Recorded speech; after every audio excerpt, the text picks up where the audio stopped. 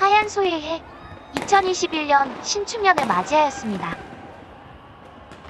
여러분 모두 새해 복 많이 받으세요. Happy New Year!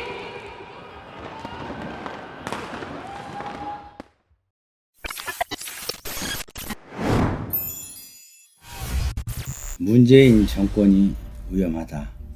제가 이러한 부동산 관련 이렇게 유튜브 방송을 해서 이런 방송은 사실 이제 처음입니다. 저는 원래 이제 신문도 안 보고 잡지도 안 보고 뉴스도 안 듣는 사람입니다. 그런데 작금의 상태가 나라가 돌아가는 꼴이 하도 수상하여 최근에 뉴스 가끔 보게 되고 이제 신문도 며칠 전부터 보기 시작했습니다. 읽어볼 때마다 여러 가지 기사가 많이 나와서 그 중에서 생각나는 기사들을 가지고 이 시간을 한번 살펴보는 시간을 갖도록 하겠습니다.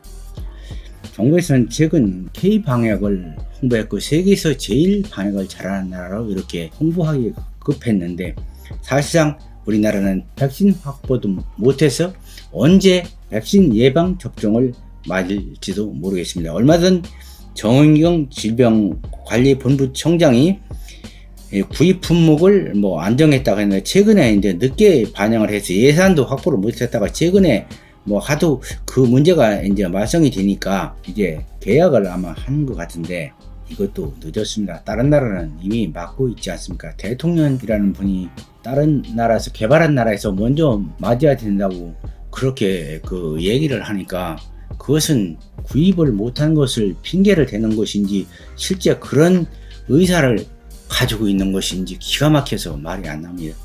그것은 말도 안 되는 그것은 변명이고 또 그런 생각을 가지고 있다면 대통령이 자격이 없습니다.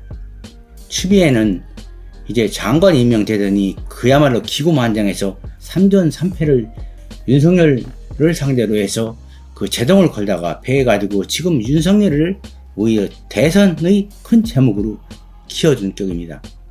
그것을 결재한 사람은 대통령입니다. 대통령이 처분을 정지한다고 법원에서 판결이 되니까 사실상 따져보면 이것은 대통령이 탄핵을 당해야 하는 탄핵감이라는 것입니다. 대통령이 한 것이 잘못했다는 법원이 판결 아닙니까? 서울대 행정법원 홍순욱 부장판사가 이 판결을 한 거 아닙니까?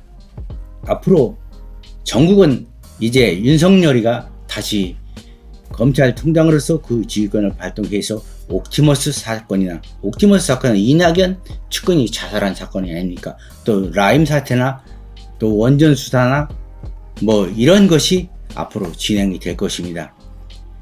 이용구 차관이 운행 중이면 시동을 안 끈 상태면 운행 중으로 보는 겁니다.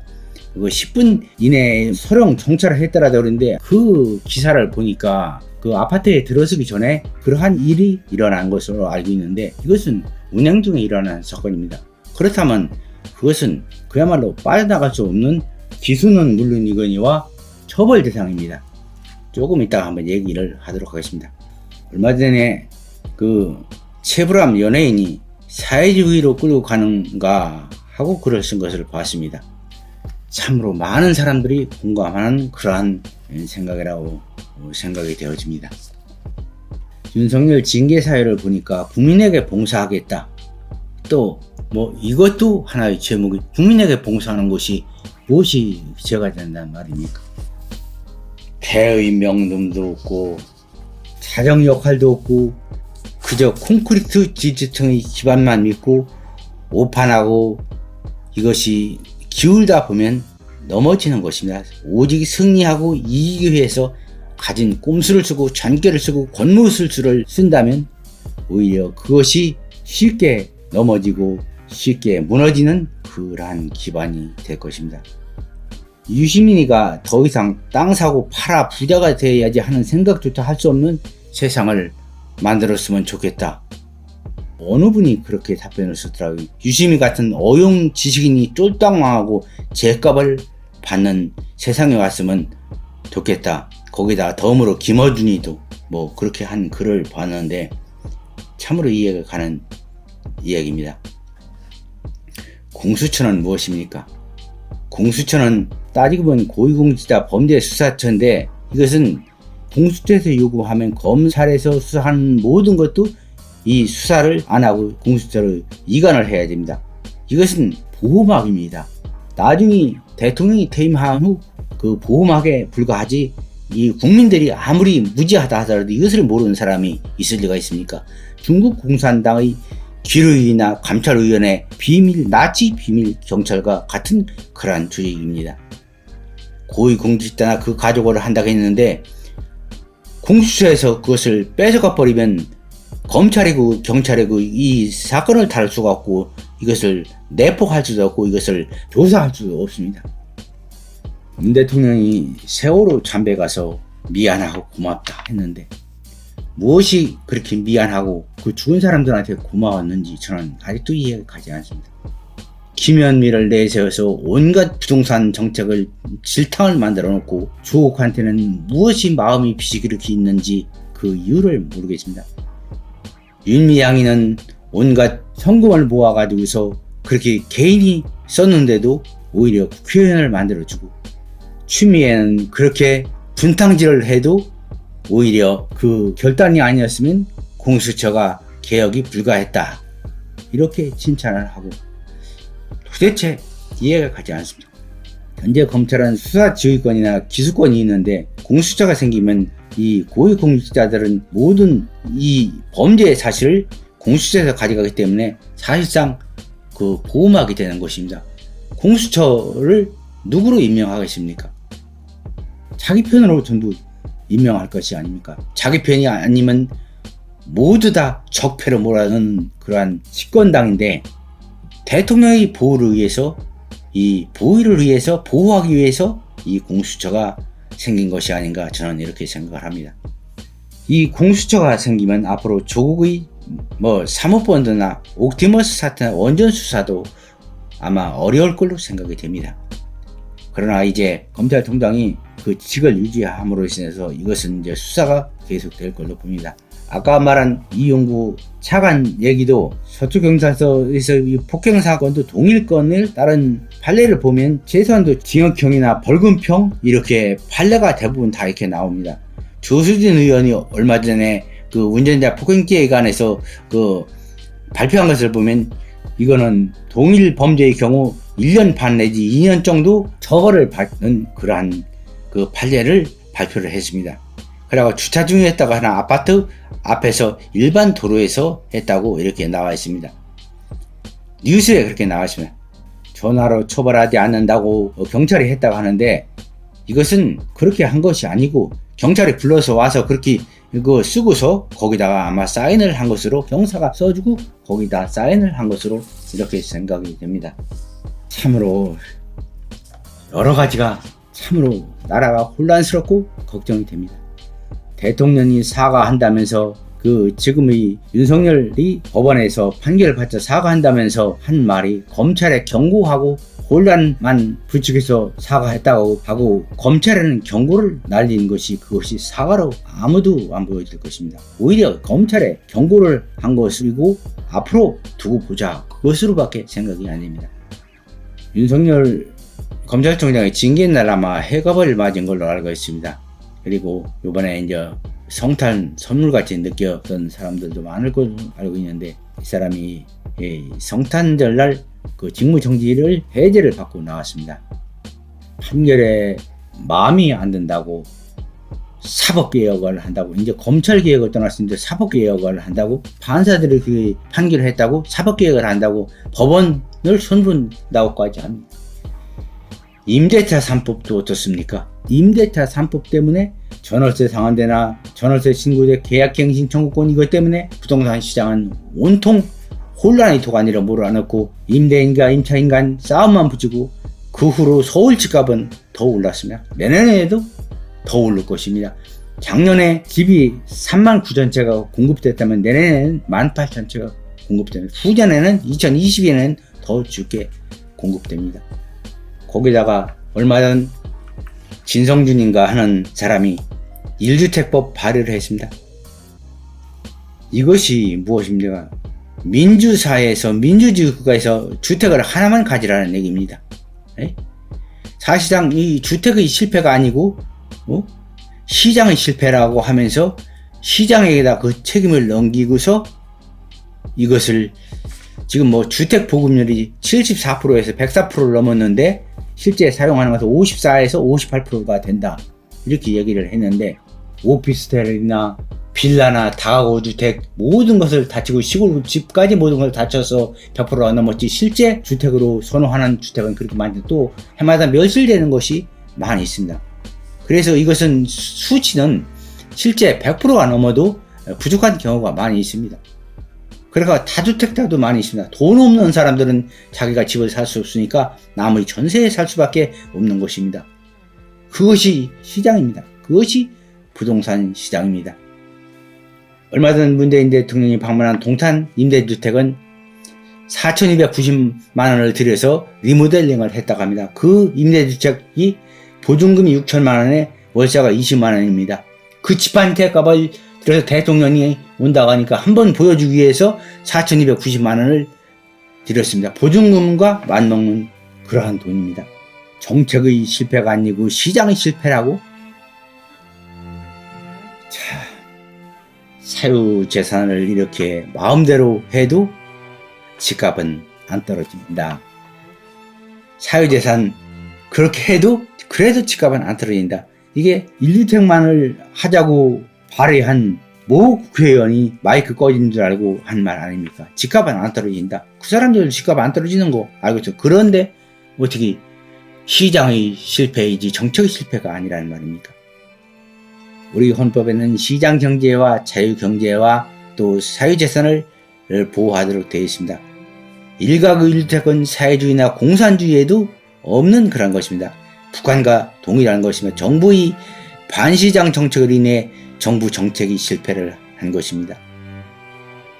논객 진중권이는 한국은 사회보장 제도가 없어서 집이 전부라 해도 과언이 아니라 이렇게 했습니다. 맞습니다. 조국이는 청문회에서 나는 사회주의자다 그렇게 했습니다. 사회주의자들이 이 나라를 이끌고 가니까 모든 정책이 사회주의화 정책이 나오는 것이고 가진 자들한테서는 그냥 그 사람들이 고생해서 또 노력해서 일군 재산을 뺏어서 공평하게 나누자는 그러한 발상을 하고 있습니다. 주거기본법에는 주거복지 정책의 수립 촉진 등에 관한 사항은 이것은 이제 정하는 데는 민주주의의 원칙에 따라야 하도록 되어 있습니다. 그런데 이 사회주의 정책은 이것은 민주주의 기본법에도 어긋나는 것이며 사회주의적 발상입니다.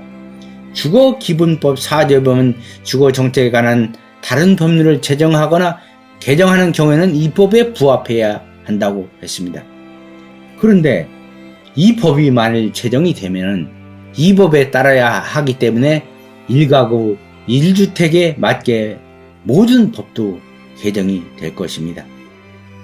정경심이가 이제 최근 4년의 실형을 선고받았는데 모두 15가지 중 11가지가 유죄로 나왔습니다. 벌금 5억에 추징금 1억 3,900만 원. 자녀의 비리는 모두 죄로 인정되었고 그 외 사모펀도 모두 인정되었습니다.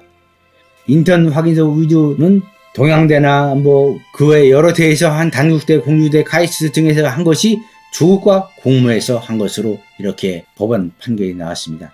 아마 아카데미상을 받은 기생충도 그리하지는 않을 것입니다.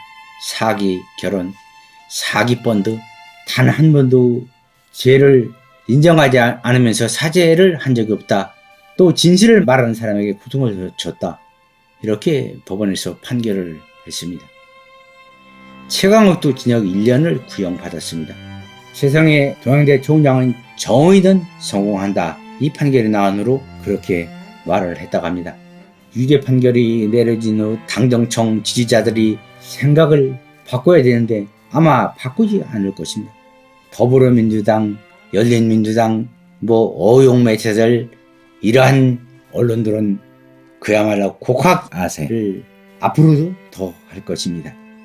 국학아세, 학문을 굽히어 세상에 아첨하는 것이라고 이렇게 말을 하죠. 앞으로 대통령은 정치를 하기가 더 어려워질 것입니다. 이 내임덕이 이제 가수가 될 것입니다. 추미애가 윤석열 찍어내기에 실패함으로 인해서 앞으로 이러한 책임과 이러한 부담은 모두 대통령에게 갈 것입니다. 이제 다음 정권을 위해서 또 인물이 많이 보이지 않습니다.